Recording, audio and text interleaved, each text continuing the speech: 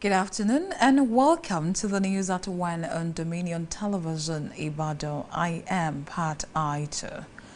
President Bola Tinubu has announced his intention to form a leadership committee to help bring a lasting peace to Borno State, which has faced a wave of attacks by suspected herdsmen over the years. Tinubu said this in Makurdi during his visit to Borno State following last week attack in the Yawata community which claimed the lives of over 50 people. He said the committee, which include the Tor, Tiv, Oche Doma and other traditional rulers in the state, will meet in Abuja to find the solutions to the crisis that has persisted for many years.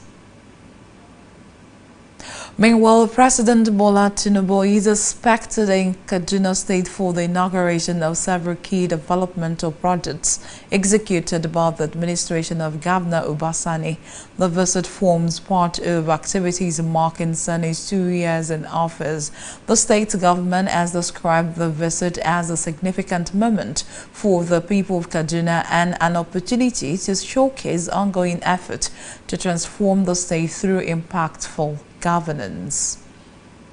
The 36 state governors have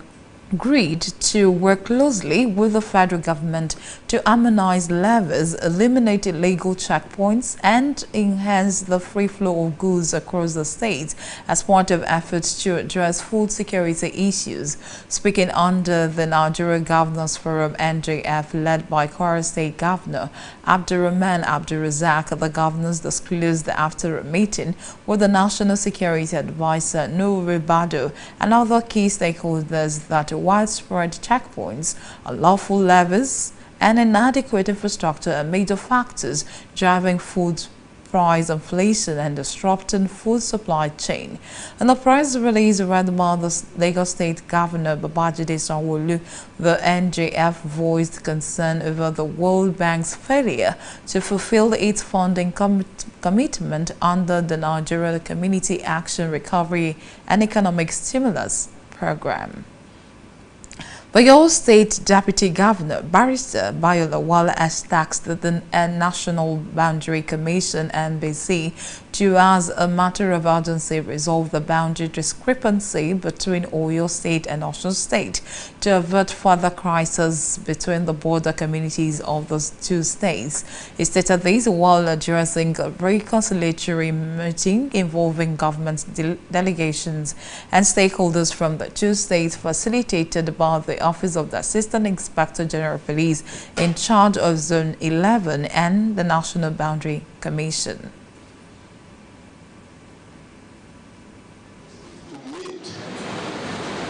With a view to resolving the boundary dispute between them, it is good enough to allow those stakeholders to contribute so that the National Boundary Commission would have something. In his welcome remarks, the Osun State Deputy Governor, Prince Kola Adewusi, stressed the need for the people of the affected communities to live in peace for posterity, noting that the government of the two states are ready for peace and will not hesitate to deal decisively with anyone who initiates crisis in the community.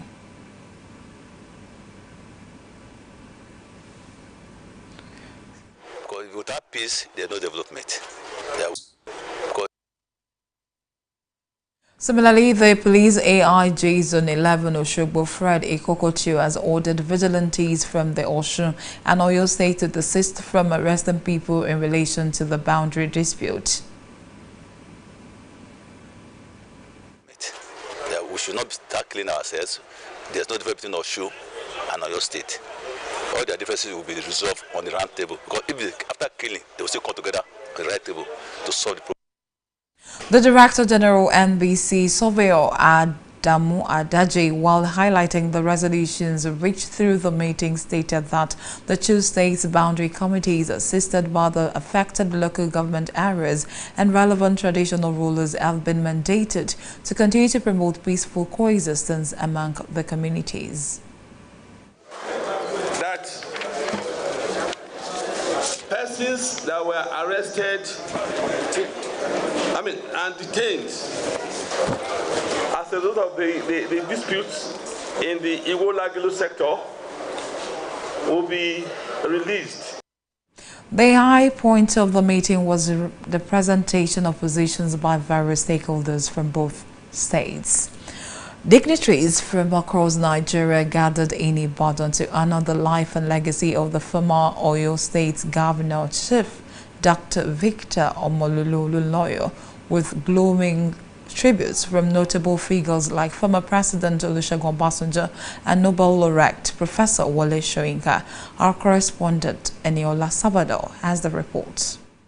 Ibadan, the Oyo State capital, played host to a memorial symposium in honor of Chief Dr. Victor Omololu Olunloyo, a man remembered for his brilliance, humor, and deep commitment to national development.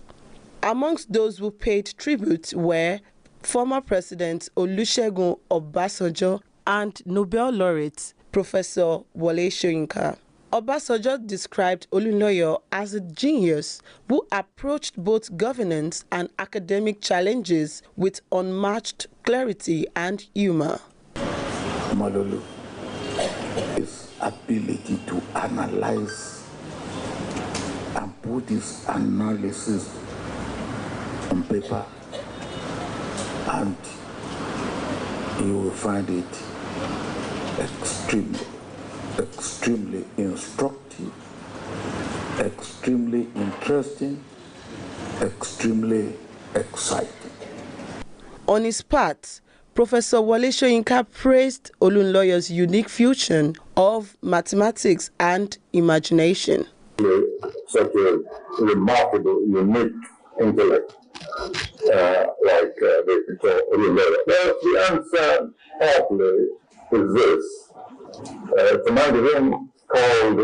Transfigural Mathematics. Olunloyo's son, Ayobami, who expressed appreciation to those in attendance, described his father as a man who lived a life of excellence, service, and integrity. Thank you, ladies and gentlemen, for celebrating our father and President of the Olunloyo family, Chief Dr. Victor Olunloyo, scholar, citizen, and indeed rascal. The event also featured 6 distinguished panelists. Amongst them were Dr. Lasisi Olagunju and Professor Olasoji Ofi, amongst others who examined different aspects of Chief Omololu Olunloyo multi-faced life. Eniola Salvador, Dominion News. The Independent National Electoral Commission, INEC, has told a coalition of political groups seeking to register a new party ahead of the 2027 general election that no amount of public pressure or blackmail will override the need for strict compliance with constitutional and regulatory requirements. The electoral body questioned the coalition's compliance with key legal and procedural requirements, warning that party registration was not merely a political declaration but a constitutional process governed by strict guidelines. INEC also denied a report circulating online claiming the registration of 2 new political parties, the Independent Democrats and the People's Democratic Movement. On the foreign scene, a controversial South African politician central to rollover race relations in the country has been denied entry to the UK. The Home Office said that Julius Malema had been deemed not conducive to the public good and that it was undesirable to grant him entry. The UK government cited its vocal support for Hamas, including the speech he made after the 7th of October attacks, in which he said his own party would arm the group if it came into power. The UK also raised a threat to call for slaughter of white people and to take up arms as a reason for the rejection. United States President Donald Trump has approved plans to attack Iran but has not made a final decision on whether to strike the country. A senior intelligence source disclosed that the U.S. president held off from initiating strikes in case Iran agreed to abandon its nuclear program. Trump is reportedly considering a U.S. strike on of Fordo, and underground uranium enrichment facility in Iran. Iran's Supreme Leader Ayatollah Ali Khamenei rejected Trump's demand for unconditional surrender as the U.S. president said his patience had run out. All flights to and from the Indonesia resort island of Bali have resumed after being cancelled or delayed due to eruptions of Mount Lowetobe-Lakiki. Mount Lowetobe-Lakiki, located in East Nusa Tenggara province, erupted earlier this week, spewing ash 11 kilometers high. 87 flights to and from Bali, consisting of 66 international and 21 domestic flights, were affected by the eruption, which included connections to Australia, Singapore, Vietnam, and Malaysia. South Korea's new administration has proposed $14.7 billion of extra government spending to support sluggish domestic demand as President Lee Myung makes economic recovery its top policy agenda. The supplementary budget plan, totaling 30.5 trillion won, announced by the Finance Ministry, includes 20.2 trillion won of new spending to spur economic growth and support vulnerable sectors, while it will also make up for 10.3 trillion won from an expected shortfall in tax revenue. The second extra budget of the year comes 2 weeks after Lee, who has vowed expansionary fiscal policy, won a snap presidential election on June 3rd, and less than 2 months since the first supplementary budget of 13.8 trillion won passed in May. And in sport, Liverpool is reportedly in talks with Napoli over a deal to sign Victor Osimhen in a sensational swapped arrangement that could see Dwayne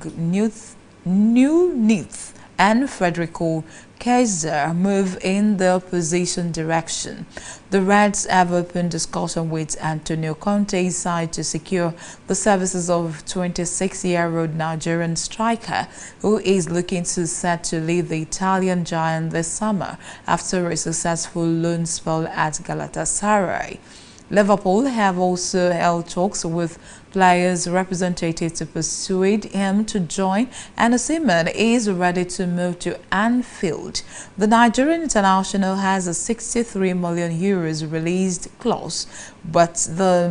Merseyside club are reluctant to pay that amount and are prepared to include Nunez and Chiesa in a part exchange deal.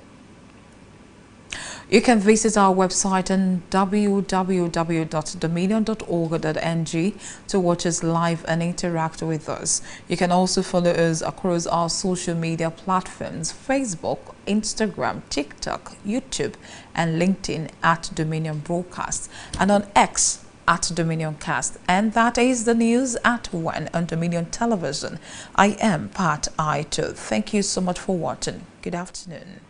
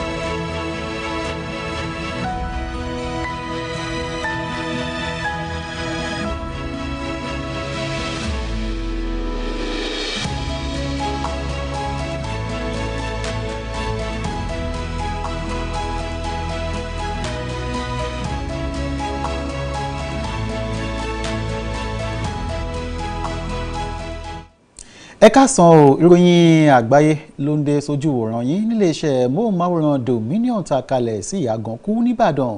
nílé Olúyọ̀lé. Abọ́ládé Sodiq Abíọ́lá lórúkọ mi. Ààrẹ wa Nàìjíríà Bọ́lá Ahmed Tinubu ti ń gbèrò báyìí láti gbé ìgbìmọ̀ kan kalẹ̀ èyí tí ó mójútó bí àlàáfíà yóò ṣe jọba ní ìpínlẹ̀ Benue pẹ̀lú bí ìkọlù lọ́tùn lósì ṣe ń ṣẹlẹ̀ ní ìpínlẹ̀ ọ̀hún lẹ́nu lọ́lọ́ yìí látọwọ́ àwọn afurasí darandaran. Ààrẹ Tinubu ló sọ̀rọ̀ náà di mímọ̀ ní ìlú Makurdi tí ṣe olúìlú ìpínlẹ̀ Benue lákòókò tó ṣe àbẹ̀wò ìbánikẹ́dùn sí agbègbè Yewata níbi tí àwọn olubi ẹ̀dá ti ṣekú pa ọ̀gọ̀rọ̀ èèyàn tó lé ní 200 níye lọ́jọ́ Ẹtì tó kọjá yìí. Nígbà tó tẹ̀síwájú nínú àlàyé ọ̀rọ̀ ẹ̀ ó jẹ́ ó di mímọ̀ wípé ọba aláyé agbègbè ọ̀hún tí wọ́n pè ní Totif Ochidoma àti àwọn ọba aláyé tó kù ni wọ́n wà nínú ìgbìmọ̀ náà èyí tí wọ́n sì máa jókòó ṣèpàdé ní ìlú Àbújá láti wá ọ̀nà tí wọ́n fi wá ọ̀nà àbáyọ àti ojútùú sílà lórí tí ń ṣẹlẹ̀ pẹ̀lú gbọmọgbọmọ ìkọlù ní ìpànìyàn tí ń wáyé ní ìpínlẹ̀ Benue lọ́hùn-ún. Ẹ̀wẹ̀, ààrẹ wa Nàìjíríà Bọ́lá Ahmed Tinubu ìrètí wà wípé yóò mọ gúnlẹ̀ sí ìpínlẹ̀ Kaduna lónìí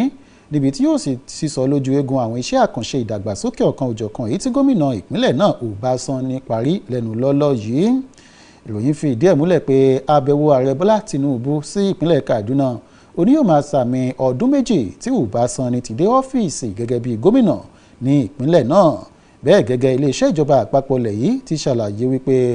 àbẹ̀wò ààrẹ Bọ́lá Tinubu òní yóò fi hàn gbangba wípé Ọbásanjọ́ ti ṣe gómìnà ìpínlẹ̀ Kaduna ti ṣe bẹ́ẹ̀ yàtọ̀ sí bẹ́ẹ̀ lórí iṣẹ́ ìdàgbàsókè ọ̀kan òjọ̀kan èyí tó rọ̀ mọ́ ìtẹ̀síwájú ní ìpínlẹ̀ Kaduna lẹ́nu lọ́lọ́ yìí. Àwọn gómìnà 38 ní ìpínlẹ̀ 38 ní tìbútòrò lẹwa Nàìjíríà ti gbà ó láti ṣiṣẹ́ papọ̀ pẹ̀lú ìjọba àpapọ̀ lórí akitiyan àtiwá egbò dẹ́kun fún àwọn ọ̀bàyéjẹ́ èyí tí wọ́n ṣe àmúlò àwọn ojú ọ̀nà ńláńlá àti àwọn ojú ọ̀nà kéékèèké nílẹ̀ yìí láti mọ́ lọ́ àwọn tí wọ́n jẹ́ awakọ̀ lọ́wọ́ gbà. Ìròyìn fìdí ẹ̀ múlẹ̀ wípé agbáríjọpọ̀ ẹgbẹ́ àwọn gómìnà èyí tí alága wọn ti tún ṣe gómìnà ìpínlẹ̀ Kwara Abdulrahman Abdulrazak Kosodi ni wọ́n sọ̀rọ̀ náà di mímọ̀ níbi ìjókòó tí wọ́n ti ṣèpàdé pẹ̀lú olùdámọ̀ràn pàtàkì fún ààrẹ Bọ́lá Tinubu lórí ọ̀rọ̀ ààbò Nuhu Ribadu. Wọ́n fẹnu okòó sọ̀ọ́dúnrún níbi ìpàdé ọ̀hún wípé àwọn yóò gbégi dínà àwọn ẹni bíi èyí tí wọ́n gbà owó lọ́wọ́ àwọn ọlọ́kọ̀ láwọn òpópónà ńláńlá ọ̀hún pẹ̀lú bó ti jẹ́ pé ìwà tí wọ́n ń hù náà ní ṣe àkóbá o fún àlékún owó oúnjẹ àti ohun èlò kò ṣeé má lò kò ṣeé má ní fún ọmọnìyàn lóòjọ́ nílẹ̀ wa Nàìjíríà torí pé àwọn tí wọ́n jẹ́ àgbẹ̀ àti àwọn olókoòwò tí ń kó oúnjẹ àti èrè oko láti àwọn ẹsẹ̀ kókó àti àwọn ìgbèríko wá sí àwọn ìgboro lórílẹ̀‐èdè Nàìjíríà ni wọ́n ń san owó ribiribi fún àwọn èèyàn ọ̀hún èyí tó sì ń ṣe okùnfà bí wọ́n ti ń gbé owó gègé lérí owó ọjà tí wọ́n bá ti kó dénú ọjà nílẹ̀ wa Nàìjíríà.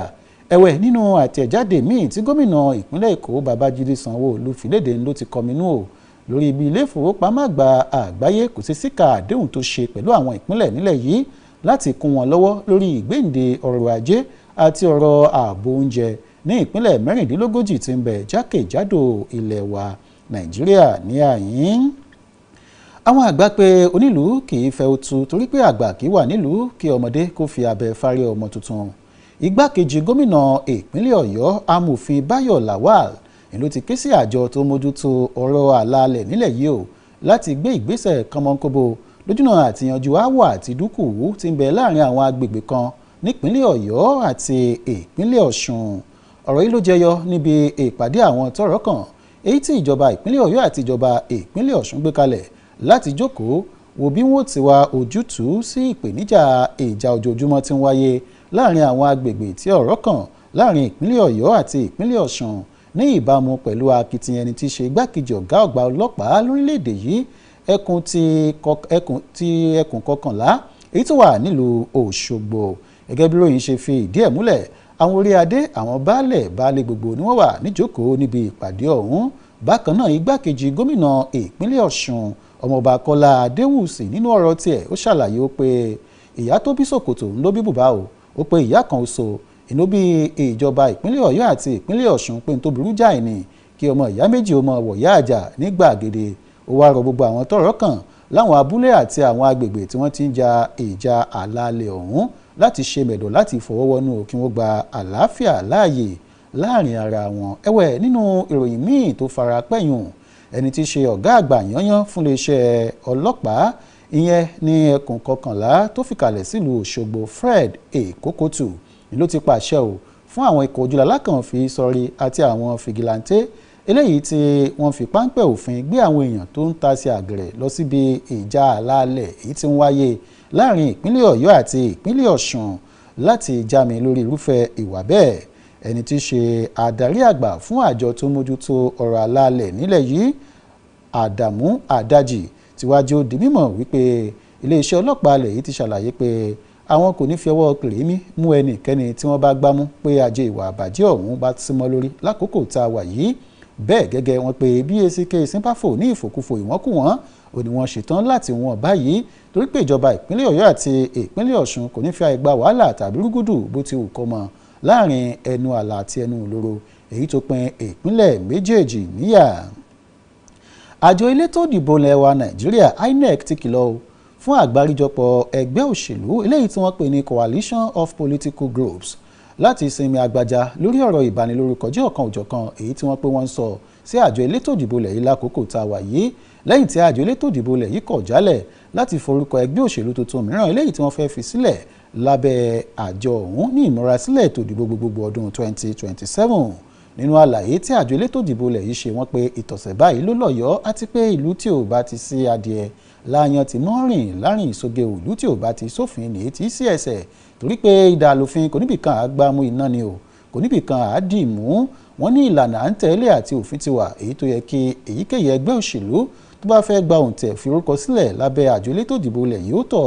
kó tó di pé èròǹgbà rẹ̀ láti di ẹgbẹ́ òṣèlú lórílẹ̀‐èdè Nàìjíríà yóò di òun. Àmọ́ ṣá wọn pé kí àgbáríjọpọ̀ ẹgbẹ́ òṣèlú ọ̀hún kí wọ́n má fi èrí igi yí obì àjọ elétò ìdìbò ilẹ̀ yìí la o kí wọ́n má sì ta ẹrẹ̀ sí aṣọ àlà àjọ elétò ìdìbò nílẹ̀ wa Nàìjíríà ní àyín.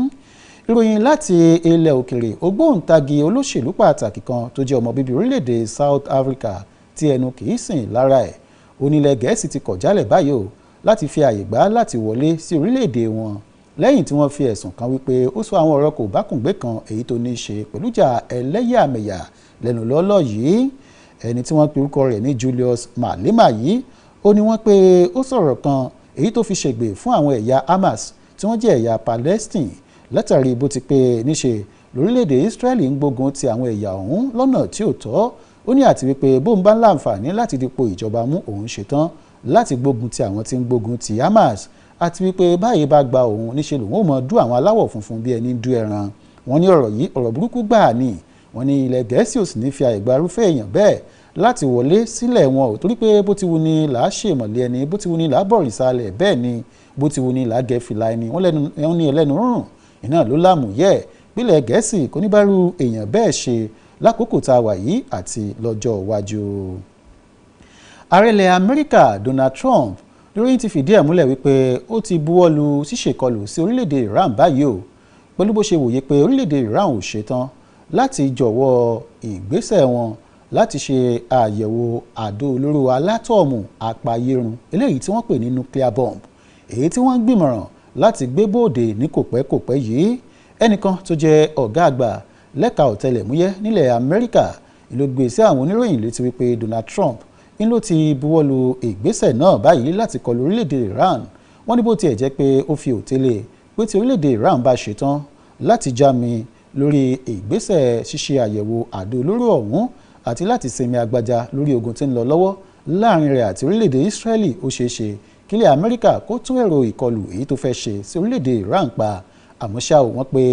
bí adìẹ Iran bá ti da ilẹ̀ Amẹ́ríkà lóògùn ó di dandan kí wọ́n fọ́ lẹ́yìn. Kódà wọ́n pé ààrẹ Donald Trump ti ń pe àmà àti kọlu agbègbè kan tí wọ́n pè ní Vodo lórílẹ̀‐èdè Iran ní ọ̀gbun àárín gbùngbùn abẹ́lẹ̀ kan tí wọ́n kó àwọn èròjà burúkú agbórí afẹ́fẹ́ jíṣẹ́ ikú tó jẹ́ àdó olóró sí lórílẹ̀‐èdè Iran. Wọ́n pé ilẹ̀ Amẹ́ríkà ti múra láti kọlu agbègbè ọ̀hún láti bà gbogbo àdó olóró náà jẹ́. Àmọ́ ṣá o ẹni tí í ṣe olórí ìlú lórílẹ̀‐èdè Iran Ayatollah Al-Khamenei ti ṣàlàyé wípé kàkà kíkìnì òun kó sa kápò ẹkùn oníkálukú yóò sọdẹ lọ́tọ̀ọ̀tọ̀ ni ó pé òun ò ṣetán láti kó idà sílẹ̀ tàbí láti sinmi ogun èyí tí ń lọ lọ́wọ́ láàrin orílẹ̀-èdè Iran àti orílẹ̀-èdè Israeli. Ó ní ohun yòówù tí ilẹ̀ Amẹ́ríkà bá fẹ́ gbé ní ìgbésẹ̀ oníwọ̀nba orílẹ̀-èdè Iran dìgbé bí ọ̀tá. ẹ̀wẹ̀ ìṣàkóso tuntun tó ń darí ìlú lórílẹ̀‐èdè South Korea ti ṣetán o láti ṣe àgbékalẹ̀ owó kan tí ń lọ bíi bílíọ̀nù 14 gbẹ̀tọ̀ndóméje pọ́n dọ́là $14.7 gẹ́gẹ́ bí àfikún àbá ètò ìṣúná ọdún tá a wà yìí lórílẹ̀‐èdè náà lórí àti ṣe ìgbéǹde ọrọ̀ ajé orílẹ̀‐èdè South Korea èyí tí òjòjò mú báyìí tí ara ògùn rẹ̀ ò le tó nǹkan bẹ́ẹ̀ bá sì gbàgbé ààrẹ tuntun tí ìlú dìbò yàn lórílẹ̀‐èdè South Korea Lee Jae-myung èyí ló ti ṣàlàyé pé gbogbo tó bá gbà lòun ó fún un láti gbé ọrọ̀ ajé orílẹ̀‐èdè ọ̀hún dìde padà ní wàràǹṣeṣà tóun bá ti tẹ́wọ́ gba ìṣàkóso orílẹ̀‐èdè náà ní báyìí àpapọ̀ àfikún àbá ètò ìṣúná tọdún tá a wà yìí lórílẹ̀‐èdè South Korea ń ló ti wá di tírílíọ̀nù 15 won owó tí wọ́n ń ná lórílẹ̀‐èdè ọ̀hún 35.5 trillion won èyí tí wọ́n ná ní orílẹ̀‐èdè South Korea bákan náà ó ṣàlàyé pé òun ó ṣe ìgbéǹde lẹ́ka ọrọ̀ ajé àti lẹ́ka ètò ọ̀gbìn kí ara ó lè tutù lórí tẹlẹmù ní orílẹ̀‐èdè náà ní kòpẹ́kòpẹ́ ìròyìn lẹ́ka eré ìdárayá ikọ̀ ẹgbẹ́ agbábọ́ọ̀lù Liverpool nílẹ̀ Gẹ̀ẹ́sì ti ń bá ikọ̀ ẹgbẹ́ agbábọ́ọ̀lù Napoli sọ̀rọ̀ èyí lórílẹ̀‐èdè Italy láti ra agbábọ́ọ̀lù gidan orí ọ̀dàn ògbóǹtagì atamátàsé ọmọ bíbí ilẹ̀ wa Nàìjíríà Victor Osimhen kúrò nínú ikọ̀ ọ̀hún bí wọ́n ti ń palẹ̀ ara mọ́ láti bẹ̀rẹ̀ sáà tuntun nínú ìdíje líìgì ilẹ̀ Gẹ̀ẹ́sì ikọ̀ ẹgbẹ́ agbábọ́ọ̀lù Liverpool jẹ́ ó di mímọ̀ wípé àwọn ti ṣetán láti fi agbọ́wọ́ wájú àwọn Darwin Núñez àti Federico Chiesa sọ́wọ́ sínú ikọ̀ ẹgbẹ́ agbábọ́ọ̀lù Napoli nílànà pàṣípààrọ̀ pẹ̀lú Victor Osimhen bẹ́ẹ̀ gẹ́gẹ́ lóyìn fi yé wa pé ikọ̀ ẹgbẹ́ agbábọ́ọ̀lù Liverpool ó ní wọ́n ti ń bá àwọn tọ́rọ̀ kàn nínú ikọ̀ ẹgbẹ́ agbábọ́ọ̀lù Napoli sọ̀rọ̀ lóòótọ́ o láti ra agbábọ́ọ̀lù ọmọlẹ́wà ọ̀hún tọ́jú orí rẹ̀ ń bẹ lábẹ́ ọdún 26 years bẹ́ẹ̀ gẹ́gẹ́ Victor Osimhen náà ti ṣàlàyé pé òun ti ṣetán o láti darapọ̀ mọ́kọ̀ ẹgbẹ́ agbábọ́ọ̀lù Liverpool èyí tí wọ́n fi agbègbè Merseyside ṣe ibùgbé nílẹ̀ Gẹ̀ẹ́sì lọ́hùn-ún Victor Osimhen inú ṣe bẹbẹ yàtọ̀ sí bẹ́ẹ̀ bẹ́ẹ̀ pẹ̀lú kọ ẹgbẹ́ agbábọ́ọ̀lù Galatasaray ní sáà tó tẹnubodò níbi tí kọ ẹgbẹ́ agbábọ́ọ̀lù Napoli fi sọ fà sí pẹ̀lú bó ṣe gba àmì ẹ̀yẹ agbábọ́ọ̀lù tó dára jù nínú ìdíje líìgì orílẹ̀-èdè Turkey ó sì tún ní atamátàsé tó gbá àwọn tó pọ̀ jùlọ wọlé nínú ìdíje líìgì ọ̀hún àmọ́ṣá ikọ̀ ẹgbẹ́ agbábọ́ọ̀lù Liverpool nílẹ̀ Gẹ̀ẹ́sì ti pé gbogbo tó bá gbà ní àwọn ò fún láti rí dájú wípé owó àwọn tó Victor Osimhen bó tiẹ̀ jẹ́ pé owó ti ń lọ bíi mílíọ̀nù 16 euro 66 million euro òun náà ní ikọ̀ ẹgbẹ́ agbábọ́ọ̀lù Napoli fẹ́ tà á àwọn Liverpool ti ṣàlàyé pé àwọn kò ní agbára láti san owó náà o àmọ́ṣá àwọn ò fi Núñez àti Chiesa kún owó láti gba Victor Osimhen lọ́wọ́ ọkọ̀ ẹgbẹ́ agbábọ́ọ̀lù Napoli lórílẹ̀‐èdè Italy ìròyìn àgbáyé wa fún ti ọ̀sán tòní ti rókè ẹ má gbàgbé pé ẹ lè darapọ̀ mọ́ wa láwọn ojú òpó ayélujára látẹ̀káyé ọ̀kan òjọ̀kan tó jẹ́ ti ìkànnì ìbánidọ́rẹ̀ẹ́ ẹ kàn sí wa lójú òpó www.dominion.org.ng ẹ tún lè wò wá tún máa gbọ́ wa lójú òpó ojúrẹ̀dà Kìnbá Ọ̀dọ́rẹ̀ẹ́ Facebook pẹ̀lú àpèjúwe @Dominion Broadcast àti ojú òpó alóhùnláwòrán Instagram tó fi mọ́ ìkànnì ìbánidọ́rẹ̀ẹ́ TikTok àti ojú òpó onífọ́nrán alóhùn àti àwòrán YouTube àti ojú òpó LinkedIn àpèjúwe @Dominion Broadcast òun náà lẹ́fì darapọ̀ mọ́ wa láwọn ojú òpó ọ̀hún ìròyìn àgbáyé wa fún ti ọ̀sán tòní kò ní jù báyìí lọ ẹ ṣeun tẹ̀ ń wò wá tẹ̀ ń gbọ́ wá Abọ́ládé Sodiq Abíọ́lá lórúkọ mi ó dàbọ̀.